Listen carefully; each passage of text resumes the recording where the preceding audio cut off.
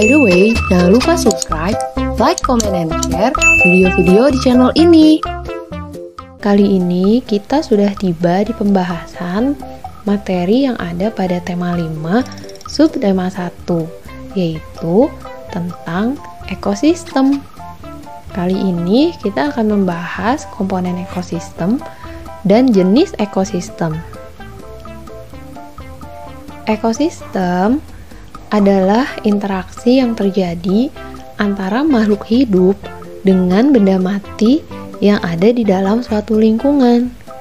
Contohnya seperti yang tampak pada gambar berikut ya Sobat Sains.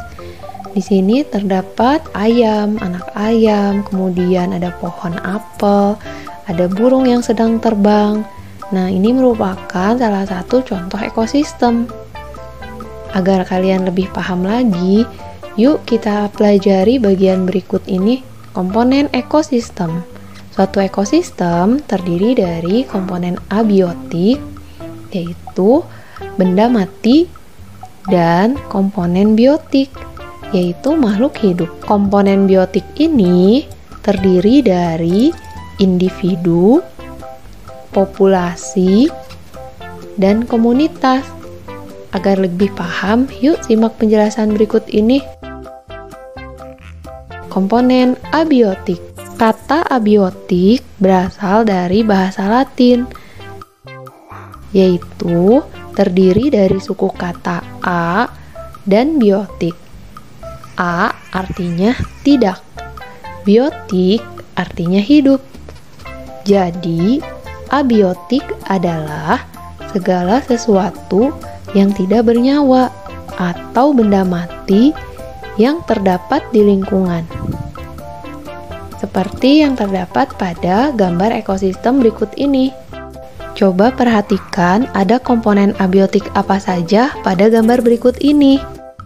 Yang pertama, di pojok kiri atas ada sinar matahari.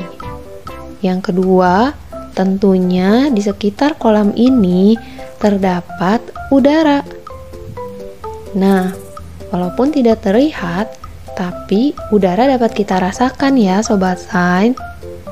Berikutnya, ada batu yang ada di sekitar kolam ini.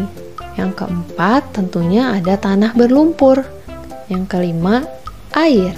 Nah, sekarang kita lanjutkan yuk, seperti apa komponen biotik itu.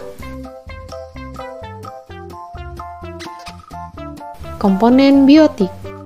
Kata biotik berasal dari bahasa Latin. Terdiri dari kata biotik atau bio, yang artinya hidup. Jadi, biotik adalah semua makhluk hidup seperti hewan, tumbuhan, dan manusia yang ada di suatu lingkungan. Nah, makhluk hidup dalam suatu ekosistem terdiri dari individu, populasi, dan komunitas. Sobat Sains, coba perhatikan gambar ekosistem berikut ini. Kalian dapat mengamati ada makhluk hidup di sekitar lingkungan tersebut kan? Komponen biotik yang pertama adalah individu. Kata individu juga berasal dari bahasa Latin yang terdiri dari kata in dan dividu. In juga artinya adalah tidak. Dividu artinya dapat dibagi. Jadi, individu artinya adalah makhluk hidup yang tunggal atau tidak dapat dibagi lagi. Ia berdiri sendiri secara fungsional. Yuk, sekarang coba Sobat Sains sebutkan ada individu apa saja pada gambar tersebut. Yang pertama, ada seekor burung. Yang kedua, ada pohon.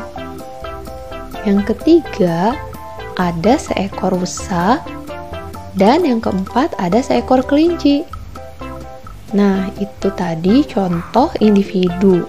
Sekarang kita lanjutkan yuk ke komponen biotik yang kedua, yaitu populasi.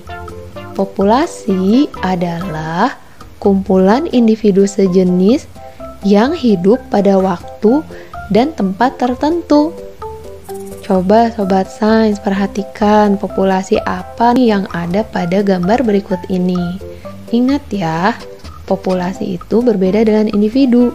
Jadi, populasi itu syaratnya harus terdiri dari kumpulan individu sejenis. Artinya, lebih dari satu makhluk hidup yang sejenis yang terdapat pada tempat tersebut. Pada gambar ini terdapat 2 ekor burung. Kemudian, perhatikan juga ada sekumpulan pohon dan sekelompok sapi. Kita juga dapat melihat ada kumpulan rumput.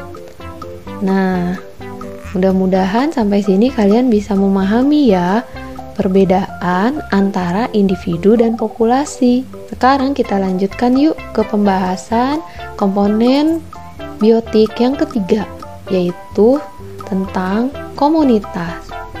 Komunitas adalah berbagai populasi yang hidup pada waktu dan daerah tertentu, serta saling berinteraksi dan saling mempengaruhi satu sama lain.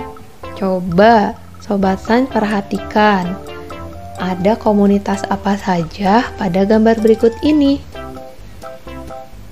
Ingat ya, komunitas itu terdiri dari berbagai populasi. Yuk kita lihat, mulai dari sebelah kiri ya. Pertama, ada populasi lebah. Jadi ada lebah yang jumlahnya lebih dari 1. Kemudian ada populasi bunga dan populasi ayam. Yuk kita bergerak ke sebelah kanan. Perhatikan ya, di sebelah kanan ayam, di sini terdapat populasi cacing tanah. Lalu ada juga populasi rumput. Di sekitar rumput ini terdapat populasi kupu-kupu. Kemudian ada juga populasi pohon, karena pohonnya terdiri lebih dari 1 batang. Nah, Sobat Sains, agar kalian lebih paham, berikut ini kalian perhatikan ya contoh komunitas. Ingat ya, tadi komunitas adalah kumpulan berbagai populasi. Nah, di sini terdapat populasi lebah dan populasi bunga. Lebah dan bunga saling berinteraksi serta saling mempengaruhi satu sama lain. Lebah mendapat nektar atau madu dari bunga. Sementara itu, bunga dibantu penyerbukannya oleh lebah. Contoh komunitas berikutnya yaitu berbagai populasi. Pada gambar ini terdapat populasi lebah dan ada juga populasi pohon. Nah, lebah dan pohon ini saling berinteraksi serta saling mempengaruhi sama lain. Lebah dapat membuat sarang pada batang pohon tersebut. Coba kalian amati ada populasi apa saja pada gambar berikut ini. Pada gambar ini terdapat populasi rumput dan populasi kupu-kupu. Rumput dan kupu-kupu juga saling berinteraksi dan saling mempengaruhi satu sama lain. Bentuk interaksinya mirip dengan interaksi lebah dan bunga tadi ya Sobat Sains. Contoh berikutnya yaitu populasi ayam dan populasi cacing. Bentuk interaksinya yaitu ayam mendapatkan sumber makanan berupa cacing tanah. Sementara itu, cacing tanah dimangsa oleh ayam. Jadi, populasi cacing tanah sangat dipengaruhi oleh populasi ayam. Nah, Sobat Sains, amatilah gambar kedua ekosistem berikut. Berikut ini adalah gambar air terjun. Coba Sobat Sains perhatikan lingkungan yang ada di sekitar air terjun tersebut. Ingat ya, perhatikan komponen biotik dan abiotiknya. Begitu pula dengan gambar berikut ini. Coba Sobat Sains perhatikan dengan teliti ya. Ada komponen ekosistem apa saja di dalam gambar kedua ini? Adakah perbedaan dari kedua ekosistem di atas? Kedua ekosistem tersebut memiliki perbedaan yang dapat Sobat Sains amati dari ciri-ciri tumbuhan, hewan, maupun lingkungannya. Yang pertama, ekosistem air terjun. Di dalam ekosistem air terjun ini, air mengalir dari sumber mata air. Tumbuhan yang ada di sekitar air terjun tumbuh secara liar.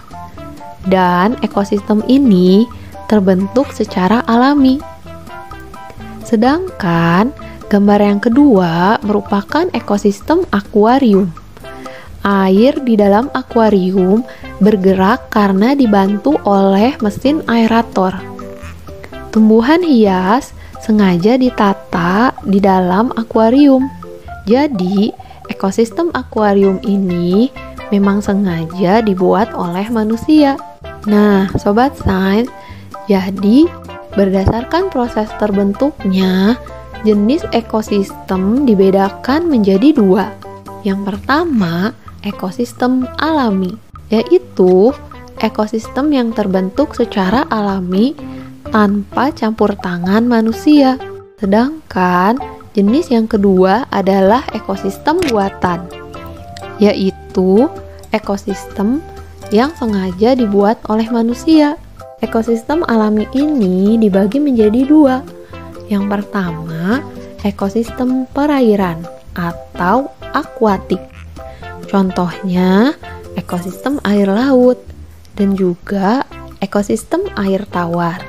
Contohnya seperti danau. Yang kedua adalah ekosistem darat atau terestrial.